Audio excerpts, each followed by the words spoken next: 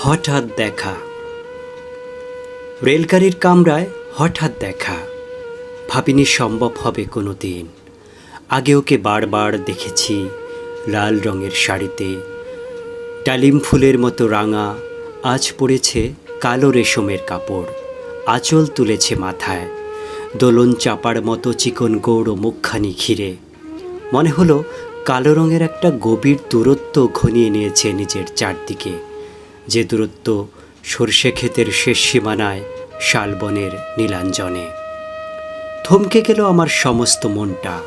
চেনা লোককে দেখলেম অচেনার গাম্ভীর্যে।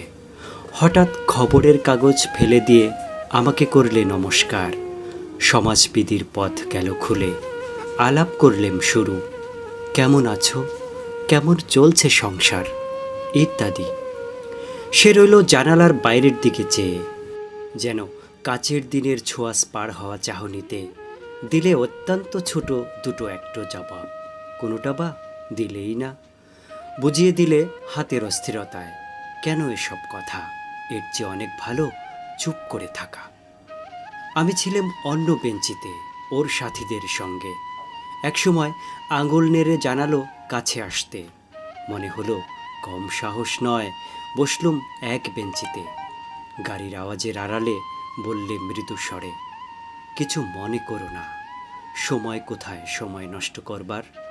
আমাকে নামতে হবে পরের স্টেশনেই। দূরে যাবে তুমি, দেখা হবে না আর কোনো দিনই।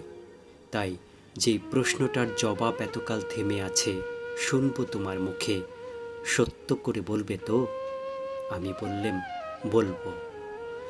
বাইরের আকাশের দিকে তাকিয়েই শোধালো, আমাদের গেছে যেদিন একেবারেই কি গেছে, কিছুই কি নেই বাকি? একটুকু রইলেম চুপ করে, তারপর বললেম, রাতের সব তারাই আছে দিনের আলোর গভীরে। খটকা লাগলো, কি জানি বানিয়ে বললেম নাকি। ও বলল, থাক, এখন যাও ওদিকে। সবাই নেমে গেল পরের স্টেশনে, আমি চললেম একা।